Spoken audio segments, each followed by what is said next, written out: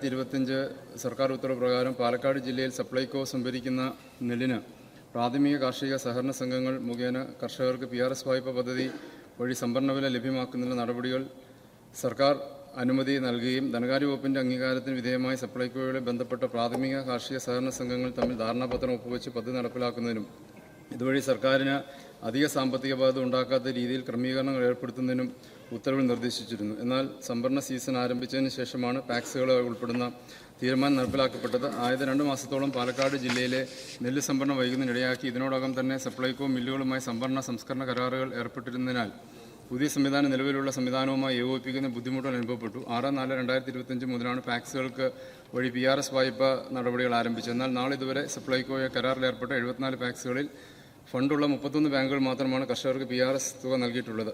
ആയത് പ്രകാരം നാളിതുവരെ ബാങ്കുകൾ 8192 കർഷകർക്ക് PRS വായ്പ ഇനത്തിൽ 64 കോടി രൂപ നൽകിയിട്ടുണ്ട്. തുടർന്ന് 5/6/2026 പുതിയ ഗവൺമെന്റ് വന്നതിന് ശേഷം പാലക്കാട് ജില്ലയിലെ PRS വായ്പ സംബന്ധിച്ച് പ്രതിസന്ധി പരിഹരിക്കുന്നതിന് ഈ പദ്ധതിയിൽ നിന്ന് പാക്സുകൾ ഒഴിവാക്കുകയും നിലവിലുണ്ടായിരുന്ന SBI കാനറ ബാങ്ക് കൺസോർഷ്യത്തിൽ നിന്ന് PRS വായ്പ നൽകുന്നതിനും നിലവിലുള്ള വായ്പാ പരിധി 1200 കോടിയിൽ നിന്ന് 1600 കോടി രൂപയാക്കി ഉയർത്തുകയും ചെയ്തു. ആയത് പ്രകാരം നിലവിൽ 2025 മെയ് 15 വരെ ഉള്ള വെരിഫിക്കേഷൻ, മെയ് 30 വരെയുള്ള വെരിഫിക്കേഷൻ പൂർത്തീകരിച്ച് PRSകൾക്ക് SBI കാനറ ബാങ്കുകൾ മുഖേന PRS തുക നൽകുന്ന നടപടികൾ സ്വീകരിച്ചിട്ടുണ്ട്. ആയത് സംബന്ധിച്ച നിർദ്ദേശങ്ങൾ ജില്ലാ കൃഷി ഓഫീസർ മുഖേന കൃഷിഭവനുകൾ വഴി കർഷകർക്ക് നൽകിയിട്ടുണ്ട്. നിലവിൽ ബന്ധപ്പെട്ട എല്ലാ നടപടികളും വേഗത്തിലാക്കി കർഷകർക്ക് ലഭിക്കാനുള്ള തുക എത്രയും വേഗം വിതരണം ചെയ്യുന്ന നടപടികൾ സർക്കാർ തലത്തിൽ സ്വീകരിക്കുന്നു. ആവശ്യമായ അടിസ്ഥാന സൗകര്യങ്ങൾ, സാമ്പത്തിക പിന്തുണ, സാങ്കേതിക ഏകീകരണം, പ്രവർത്തന പരിചയം എന്നിവ പൂർണ്ണതയിൽ ഉറപ്പാക്കാതെയാണ് പദ്ധതി നടപ്പിലാക്കപ്പെട്ടത്. പാക്സ് വഴി മുഴുവൻ സംഭരണ പ്രക്രിയയും നടത്താനാണ് ആദ്യം ഉദ്ദേശിച്ചിരുന്നെങ്കിലും പ്രായോഗിക തലത്തിൽ ഇത് PRS ലോൺ വിതരണം മാത്രമേ ചുരുങ്ങിയായിരുന്നു. കേരള ബാങ്കിൽ നിന്നും സ്പെഷ്യൽ ലിക്വിഡ് അസിസ്റ്റൻസ് കിട്ടുമെന്ന് കരുതിയെങ്കിലും അത് ഉണ്ടായില്ല. കർഷകരുടെ താൽപ്പര്യങ്ങൾ പരമപ്രധാനം പരിഗണിച്ച് ഇത്തരത്തിൽ വിഷയങ്ങൾ വിശദമായി വിലയിരുത്തുകയും നിലവിലുള്ള പോരായ്മകൾ പരിഹരിക്കുന്നതിനുള്ള ഫലപ്രദമായ നടപടികൾ സ്വീകരിച്ചു വരുന്നു. നെല്ല് സംഭരണ മേഖലയിൽ വെല്ലുവിളികൾ പരിഹരിക്കുന്നതിന് കർഷകർക്ക് കൂടുതൽ മെച്ചപ്പെട്ട സേവനം ഉറപ്പാക്കുന്നതുമായി വിവിധ നടപടി സ്വീകരിച്ചിട്ടുണ്ട്. നിലവിൽ ബാങ്ക് കൺസോർഷ്യം വഴി നെല്ല് സംഭരണത്തിന് അനുവദിച്ചിട്ടുള്ള വായ്പാ പരിധി 1200 നിന്ന് 1600 കോടി രൂപ ഉയർത്തി അതിന് നടപടി പൂർത്തീകരിച്ചിട്ടുണ്ട്. 5/6/2026 ഡേറ്റഡ് സർക്കാർ ഉത്തരവ് പ്രകാരം SBI കാനറ ബാങ്കിൽ നിന്ന് PRS വായ്പ പദ്ധതി 1 വർഷത്തിൽ കൂടി ദീർഘിപ്പിച്ച് നൽകിയിട്ടുണ്ട്. കർഷകർ രജിസ്ട്രേഷൻ ഘട്ടം മുതൽ സംഭരിച്ച നെല്ലിന്റെ വിതരണം വരെയുള്ള മുഴുവൻ പ്രക്രിയകളും സുതാര്യത ഉറപ്പാക്കിക്കൊണ്ട് മാറ്റങ്ങൾ വരുത്തുന്നതിനുള്ള നടപടികൾ പുരോഗമിക്കുന്നു. മില്ലുടമകളുമായി നിലനിന്ന വിഷയങ്ങൾ അവരുമായി ചർച്ച ചെയ്ത് പരിഹരിക്കാനുള്ള നടപടികൾ സ്വീകരിക്കും. നെല്ല് സംഭരണം കൂടുതൽ കാര്യക്ഷമമാക്കുന്നതിനും സംഭരിച്ച നെല്ലിന്റെ വില സമയം കർഷകർക്ക് ലഭ്യമാക്കുന്നതിനും സർക്കാർ ദീർഘകാല അടിസ്ഥാനത്തിൽ വിവിധ നടപടികൾ നടപ്പിലാക്കാൻ ഉദ്ദേശിക്കുന്നു.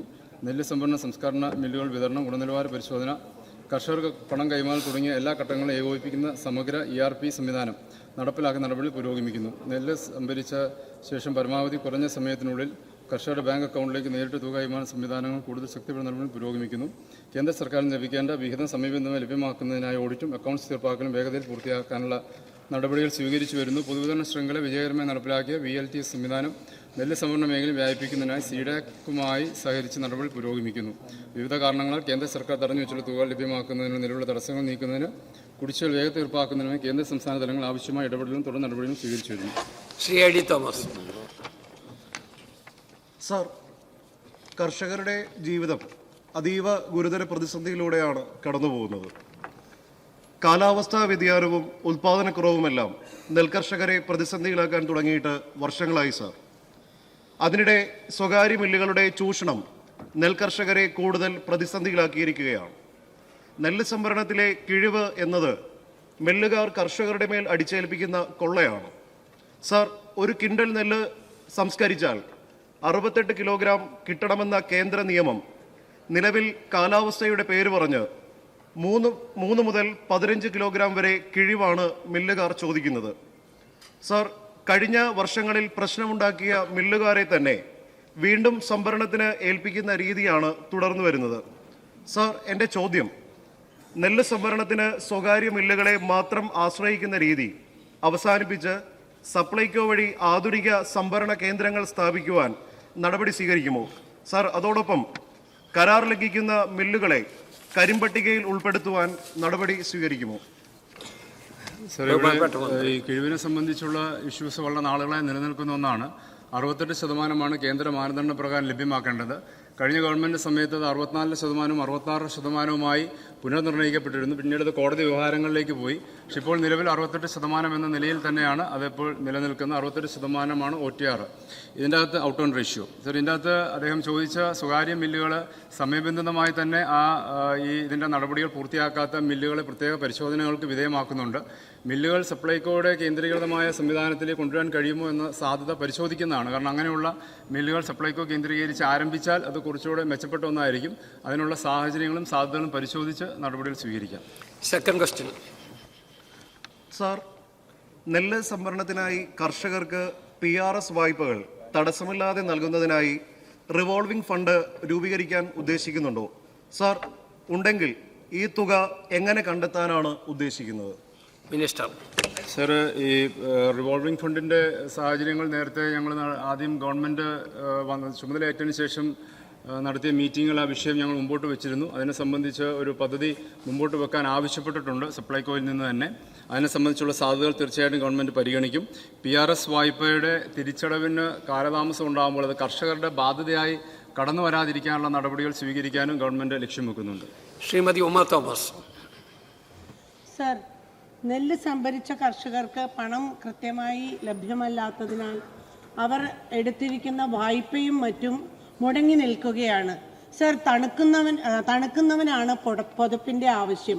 കൃത്യസമയത്ത് സർ കൊടുക്കാത്ത ഇരിക്കുന്നതിനാൽ ജൂൺ ജൂലൈ മാസങ്ങളിൽ ഈ കർഷകർക്ക് പുതിയ വിത്ത് വാങ്ങുന്നതിനും വളം വാങ്ങുന്നതിനും കീടനാശിനികളൊക്കെ വാങ്ങുന്നതിനും അസൗകര്യം ഏർപ്പെട്ടിട്ടുണ്ട്.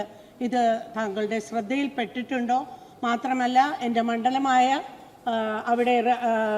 മണ്ഡലമായ തൃക്കാക്കരയിൽ റൈസ് റിസർച്ച് സെൻ്ററിൻ്റെ ഉപയോഗം എടുത്ത് നമ്മൾക്ക് ആധുനിക രീതിയിലുള്ള പുതിയ സാങ്കേതിക വിദ്യ ഉപയോഗിച്ച് പുതിയ വിത്തിനങ്ങൾ ഉൽപ്പാദിപ്പിക്കാനായിട്ട് ശ്രമിക്കുന്നുണ്ട്. മിനിസ്റ്റർ.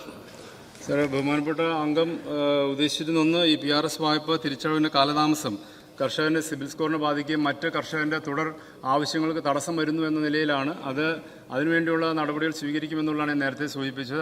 അവരുടെ സിബിൽ സ്കോറിനെ ബാധിക്കാത്ത നിലയിൽ ആ പദ്ധതി കൊണ്ടുവരാൻ കഴിയുന്ന നിലയിലേക്കാണ് ഉദ്ദേശിക്കുന്നത്. സപ്ലൈകോയുടെ പോർട്ടലുമായി ഒരു വെബ് സർവീസ് ഇൻറ്റിഗ്രേഷൻ നടത്തുക എന്ന ലക്ഷ്യം അക്കാര്യത്തിൽ വെച്ചിട്ടുണ്ട്. തൃക്കാക്കരയിലെ കോൺസ്റ്റിറ്റ്യുവൻസിയുമായി ബന്ധപ്പെട്ടുള്ള പദ്ധതി അത് പരിശോധിച്ച ശേഷം മറുപടി പറയും. Sir, Shri MJ Thomas. MJ Sebastian. Sir, സംസ്ഥാനത്ത് നെല്ല് സംഭരണശാലകളുടെ അഭാവം മൂലം എന്തെങ്കിലും പ്രതിസന്ധി നേരിടുന്നുണ്ടോ? ഉണ്ടെങ്കിൽ അത് പരിഹരിക്കുന്നതിന് എന്തെല്ലാം നടപടികളാണ് സ്വീകരിക്കാൻ ഉദ്ദേശിക്കുന്നത്? സാർ, ഇപ്പോൾ ഈ നെല്ല് പാഡിയിൽ നിന്ന് ഈ ഫീൽഡിൽ നിന്ന് എടുത്ത് നേരെ മില്ലിലേക്കാണ് പോകുന്നത്. അതിൻ്റെ ഒരു സംഭരണ കേന്ദ്രങ്ങൾ ഇപ്പോൾ ഒരിടത്തും തന്നെ ഇല്ല. അതിൻ്റെ പ്രായോഗിക തലത്തിൽ വലിയ പ്രയാസങ്ങൾ കർഷകർ നേരിടുന്നുണ്ട്. ഈ പറയുന്ന പോലെ നെല്ല് കൂട്ടിയിട്ട് കഴിയുമ്പോൾ അത് സംഭരിക്കാതെ വരുമ്പോൾ ഉണ്ടാകുന്ന വിഷയങ്ങൾ പലപ്പോഴും മാധ്യമങ്ങളിലൊക്കെ വലിയ ചർച്ചയാവുകയും കർഷകരെ സംബന്ധിച്ച് വലിയ പ്രതിസന്ധി ഉണ്ടാക്കുന്ന ഒരു വിഷയമാണ്. അതിനുവേണ്ടിയുള്ള ഗോഡൗണുകൾ കൊണ്ടുവരാൻ സാധിക്കുമോ എന്നതിനുള്ള ഇൻ്റർമീഡിയറ്റ് സിസ്റ്റം ഇത് സംഭരിച്ച് കൊണ്ടുവരാൻ കഴിയുമോ എന്നുള്ളതിനെ സംബന്ധിച്ചുള്ള സാധ്യതകൾ തീർച്ചയായിട്ടും ഗവൺമെൻറ് പരിഗണനയിലുള്ള ഒന്നാണ്. ശ്രീ പഴകുളം മധു. സർ, നെൽകൃഷി കേരളത്തിൽ ഏതാണ്ട് പൂർണ്ണമായി ഇല്ലാതാകുന്നൊരവസ്ഥയാണുള്ളത്. നെൽകർഷകർ നേരിടുന്ന ഏറ്റവും പ്രധാനപ്പെട്ട പ്രശ്നം സംഭരണത്തിൻ്റെ പ്രശ്നമാണ്. നെല്ല് സംഭരണത്തിലെ കാലതാമസം മൂലം ഉൽപ്പാദിപ്പിച്ച നെല്ല് മഴയും വെയിലുമൊക്കെ ആയിട്ട് നശിച്ചു പോകുന്ന ഒരു കുട്ടനാടൻ പാഴ്ചയിലും കേരളത്തിലെ നെല്ലുൽപാദന മേഖലകളിലെല്ലാം പ്രധാനപ്പെട്ട പ്രശ്നമാണ് സാർ. അപ്പോൾ കാലാവസ്ഥ മൂലം ഇങ്ങനെ നശിച്ചു പോകുന്നത് ഒഴിവാക്കുന്നത് ഉൽപ്പാദിപ്പിച്ചാൽ ഉടൻ തന്നെ നെല്ല് സംഭരണം നടത്തുകയും അതിന് വില ഉടൻ തന്നെ നൽകുകയും ചെയ്യുന്ന സംവിധാനം ഏർപ്പെടുത്തുന്നു. സാർ, ഇവിടെ ഈ ഇതിൻ്റെ സംഭരണത്തിൻ്റെ സമയത്ത് ഈ PRS കൊടുക്കാറില്ല. അതിപ്പോൾ യഥാർത്ഥത്തിൽ പിന്നീടാണ് അത് കൊടുക്കുന്നത്. അവരുടെ തൂക്കത്തിൻ്റെ ഒരു റെസിപ്റ്റ് മാത്രമാണ് കൊടുക്കുന്നത് എന്നുള്ളതാണ് എനിക്കറിയാൻ കഴിഞ്ഞത്. ഇപ്പോൾ ഈ സംഭരിക്കുന്ന സന്ദർഭത്തിൽ തന്നെ ഇതിൻ്റെ തൂക്കവും ക്വാളിറ്റി എല്ലാം കണക്കാക്കി PRS ഓൺ ദ ഫീൽഡിൽ തന്നെ ഇഷ്യൂ ചെയ്യാനുള്ള നടപടികൾ സ്വീകരിച്ചാൽ ബഹുമാനപ്പെട്ട അംഗം പറഞ്ഞ വിഷയങ്ങൾ കുറേ പരിഹരിക്കാൻ കഴിയും. ഒപ്പം തന്നെ ഇതിൻ്റെ ഏറ്റവും പ്രധാനപ്പെട്ട ഒന്ന് ഈ തുക കൃത്യമായി കർഷകൻ്റെ അക്കൗണ്ടിലേക്ക് എത്തിച്ചേരുക എന്നുള്ളതാണ്. അതിനുവേണ്ടിയുള്ള ഒരു സിസ്റ്റം ഏകീകരിക്കുക എന്നുള്ളതാണ് ഗവൺമെൻറ് ലക്ഷ്യം വെക്കുന്നത്. ശ്രീ GR അനിൽ. കഴിഞ്ഞ ഗവൺമെൻറ് കാലത്ത് സംഭരിച്ച കർഷകർക്ക് കുടിശ്ശികയായി എത്ര തുക നൽകാനുണ്ട്? കേന്ദ്ര ഗവൺമെൻറ്റിൽ നിന്ന് നമുക്ക് ലഭിക്കാനുള്ള തുക എത്രയെന്നുള്ള വ്യക്തമാക്കാം. കഴിഞ്ഞ ഗവൺമെൻറ്റിൻ്റെ കാലത്ത് കർഷകരിൽ നിന്ന് സംഭരിച്ച നെല്ലിൻ്റെ തുക ഇനത്തിൽ എത്ര കുടിശ്ശിക കൊടുക്കാനുണ്ട്? കേന്ദ്ര ഗവൺമെൻറ്റിൽ നിന്ന് എത്ര രൂപ ലഭിക്കാനുണ്ട്? സർ, കേന്ദ്ര സർക്കാരിൽ നിന്ന് ഓഡിറ്റ് ചെയ്ത അക്കൗണ്ടുകൾ സമർപ്പിക്കാനുള്ള കാലതാമസം കാരണം 320 കോടി രൂപയാണ് സർ കേന്ദ്രത്തിൽ നിന്ന് ലഭിക്കാനുള്ളത്. അതിനുവേണ്ടിയുള്ള ഓഡിറ്റ് നടപടികൾ പൂർത്തിയാക്കാൻ ആവശ്യപ്പെട്ടിട്ടുണ്ട്. സപ്ലൈകോട് ആവശ്യപ്പെട്ടിട്ടുണ്ട്. അടുത്ത 6 മാസത്തിനുള്ളിൽ അത് പൂർത്തിയാക്കി നൽകാമെന്നുള്ളതാണ് സൂചിപ്പിച്ചിട്ടുള്ളത്. പിന്നീട് വിവിധ തലങ്ങളിൽ സംസ്ഥാന സർക്കാരിൽ നിന്ന് നേരത്തെ സൂചിപ്പിച്ചതുപോലെ ഈ വിവിധ തലങ്ങളിലുള്ള കുടിശ്ശിക സംസ്ഥാന ഗവൺമെൻറ് ലഭിക്കാനുണ്ട്. കഴിഞ്ഞ പ്രാവശ്യം സംസ്ഥാന സർക്കാർ ഈ കഴിഞ്ഞ ഗവൺമെൻറ് അധികാരം വിട്ടൊഴിയുമ്പോൾ 702 കോടി രൂപയാണ് നെല്ല് സംഭരിച്ച വകയിൽ കർഷകർക്ക് ലഭ്യമാക്കാനുള്ളത്. ശ്രീ സനീഷ് കുമാർ ജോസഫ്. സർ, ചാലക്കുടി താലൂക്കിൽ റേഷൻ വിതരണം കരാറുകാരൻ മനഃപൂർവ്വം വൈകിക്കുകയാണ്, പതിവായി മാറിയിരിക്കുകയാണ്. ഇതുമൂലം സാധാരണക്കാർക്ക് റേഷൻ ലഭിക്കാത്ത സാഹചര്യമാണ്. റേഷൻ വിതരണം വൈകിപ്പിച്ച് അഴിമതി നടത്താൻ സാഹചര്യമൊരുക്കുകയാണ് കരാറുകാരൻ ചെയ്യുന്നത്. മില്ലുകാരും കരാറുകാരും തമ്മിലുള്ള അവിശുദ്ധമായ കൂട്ടുകെട്ട് പലപ്പോഴും ഈ അരി വിതരണത്തിൽ അതിൻ്റെ തൂക്കം കുറവ് വരുന്ന സാഹചര്യമാണുള്ളത്. ഈ കരാർ വ്യവസ്ഥകൾക്ക് വിരുദ്ധമായി പ്രവർത്തിക്കുന്ന കരാറുകാരനെ നീക്കി റേഷൻ വിതരണം സുഗമമാക്കുന്നുള്ള നടപടികൾ സ്വീകരിക്കുമോ? സർ, ഇത് ബഹുമാനപ്പെട്ട അംഗം എന്നോട് നേരത്തെ വിളിച്ച് സൂചിപ്പിച്ചൊരു വിഷയമാണ്. അതനുസരിച്ച് ചാലക്കുടി, തൃശ്ശൂർ താലൂക്കുകളിലെ പ്രവർത്തനങ്ങൾ എന്താണെന്ന് പരിശോധിക്കാനായിട്ടുള്ള നിർദ്ദേശം നൽകിയിരുന്നു. അതനുസരിച്ചുള്ള നടപടികൾ സ്വീകരിച്ചു വരികയാണ്. ഇപ്പോൾ അവിടുത്തെ വിതരണത്തെ സംബന്ധിച്ച് അതിൻ്റെ കൃത്യമായ നിലയിൽ അതിൻ്റെ ഡിസ്ട്രിബ്യൂഷൻ ഉറപ്പാക്കാനുള്ള നടപടികൾ സ്വീകരിക്കും. ഈ പറഞ്ഞ പോലെ മറ്റേതെങ്കിലും തരത്തിലുള്ള ആക്ഷേപങ്ങൾ ഉണ്ടെങ്കിൽ അതിനെ സംബന്ധിച്ചുള്ള അന്വേഷണം നടത്തുകയും ചെയ്യും. ശ്രീ കുറുക്കോളി മൈത്രി. സർ, കേരളത്തിൽ നെല്ല് സംഭരണം ആരംഭിച്ചത് കേരളത്തിലെ നെൽ കർഷകരെ സഹായിക്കുന്നതിന് വേണ്ടിയാണ്. എന്നാൽ ഈ സംഭരണത്തിൻ്റെ മറവിൽ തമിഴ്നാട്ടിൽ നിന്ന് നിലവാരം കുറഞ്ഞ നെല്ല് ഇഷ്ടാനുസരണം കൊണ്ടുവരികയും കേരളത്തിലെ നെല്ല് സംസ്കരിച്ച എടുത്ത നിലവാരമുള്ള അരിയുടെ കൂട്ടത്തിൽ ഉൾപ്പെടുത്തി അത് റേഷൻ കടകളിലൂടെ വിതരണം ചെയ്യുകയും ചെയ്യുന്ന ദൗർഭാഗ്യകരമായ ഒരു സാഹചര്യം കഴിഞ്ഞ കാലങ്ങളിൽ ഉണ്ടായിട്ടുണ്ട്. ഇത് ശ്രദ്ധയിൽപ്പെട്ടിട്ടുണ്ടോ? ഇത് തടയാൻ എന്തൊക്കെ സംവിധാനങ്ങളാണ് തുടങ്ങിയിട്ടുള്ളത്? സർ, ഈ സംഭരണവും അതിൻ്റെ വിതരണവും കൃത്യതയോടെ കൊണ്ടുവരിക എന്നത് ഗവൺമെൻറ് ലക്ഷ്യം വെക്കുന്ന ഒന്ന് തന്നെയാണ്. സംഭരിക്കുന്ന നെല്ല് തന്നെയാണ് റേഷൻ കടകളിലൂടെ വിതരണം ചെയ്യുന്ന ഉറപ്പുവരുത്തുക എന്നുള്ളതുണ്ട്. ഒപ്പം തന്നെ ചൂഷണത്തിൽ നിന്ന് കർഷകരെ സംരക്ഷിക്കുക എന്ന കാര്യത്തിലും സർക്കാർ പ്രതിജ്ഞാബദ്ധമാണ്. എല്ലാ തലത്തിലും അതിൻ്റെ ഒരു ഏകീകരണം കൊണ്ടുവരാനുള്ള നടപടികൾ സ്വീകരിക്കുക. അതിൻ്റെ പ്രാഥമിക ചർച്ചകളും അതിൻ്റെ നടപടികളും ഞങ്ങൾ സ്വീകരിച്ച് തുടങ്ങിയിട്ടുണ്ട്. Sir. Shri V T Balaram. Sir, സംസ്ഥാനത്തെ നെല്ല് സംഭരിക്കപ്പെടേണ്ട കർഷകരുടെ ഏതാണ്ട് പകുതിയോളം എൻ്റെ ജില്ലയായ പാലക്കാടാണ് സർ. 45,000-ഓളം കർഷകരിൽ നിന്നാണ് നെല്ല് സംഭരിക്കേണ്ടത് ഓരോ സീസണിലും. പക്ഷേ ഈ മെയ് മാസം അവസാനം വരെ ഏതാണ്ട് 15,000-ഓളം കർഷകരിൽ നിന്ന് മാത്രമാണ് സർ നെല്ല് സംഭരിച്ചിരുന്നത്.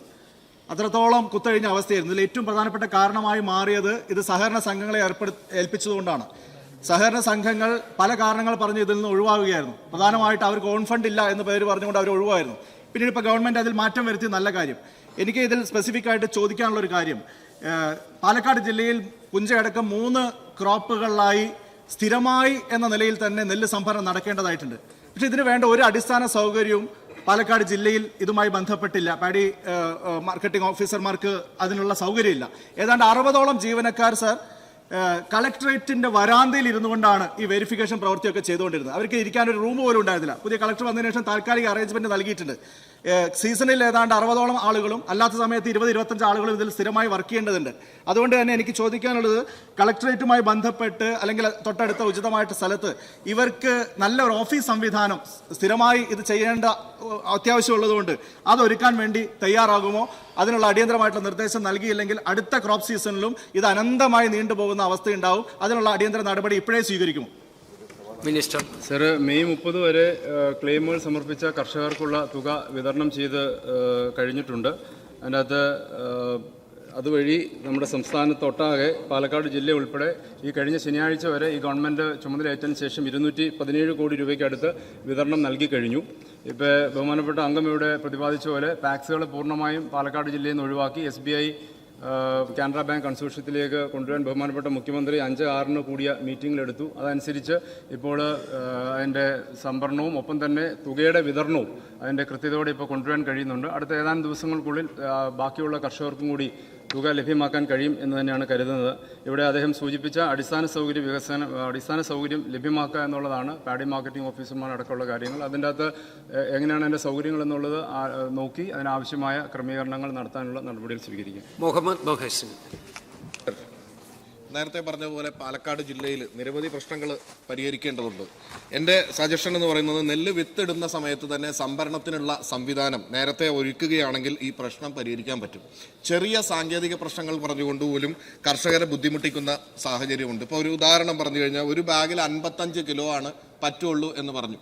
പല കർഷകരും അതറിയാതെ 60 കിലോ 70 കിലോ ഒരു ബാഗിൽ നിറച്ചിട്ടുണ്ടെങ്കിൽ അവർക്ക് PRS കൊടുക്കാത്ത സാഹചര്യം. അതിൻ്റെ പിറകെ കർഷകർ നിരവധി കാലം നടക്കേണ്ടി വരുന്ന സാഹചര്യമുണ്ട്. ഇത്തരത്തിലുള്ള സാങ്കേതികത്വം ഒഴിവാക്കിക്കൊണ്ട് നെല്ല് വിത്തിടുന്ന സമയത്ത് തന്നെ സംഭരിക്കാനുള്ള സംവിധാനങ്ങളും അതിൻ്റെ പ്രോസസ്സും ആരംഭിക്കാനും സംഭരിച്ചു കഴിഞ്ഞ ഉടനെ തന്നെ അവർക്ക് കാശ് കൊടുക്കാനുമുള്ള സംവിധാനം ഒരുക്കാൻ കഴിയുമെന്നുള്ളതാണ് എൻ്റെ ചോദ്യം.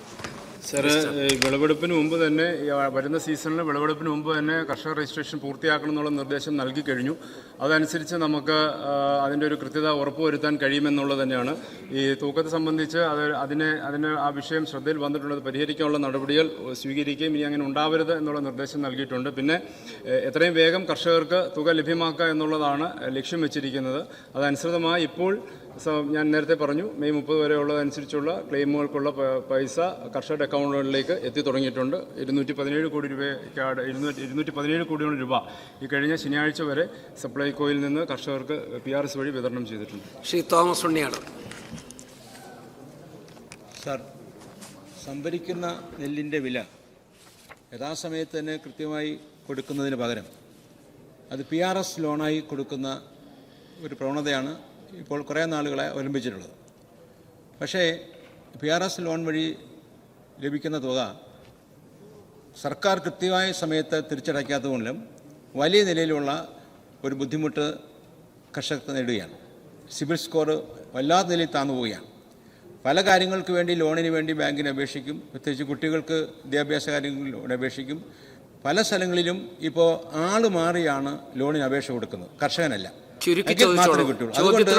അതുകൊണ്ട് ഈ തരത്തിലുള്ള PRS ലോണിൻ്റെ ആ സംവിധാനത്തിൽ മാറ്റം വരുത്താനായിട്ട് ഉദ്ദേശിക്കുന്നുണ്ടോ, അല്ലെങ്കിൽ PRS ലോണ് കൃത്യമായി യഥാസമയത്ത് അടയ്ക്കാനുള്ള സാഹചര്യം ഉണ്ടാക്കും?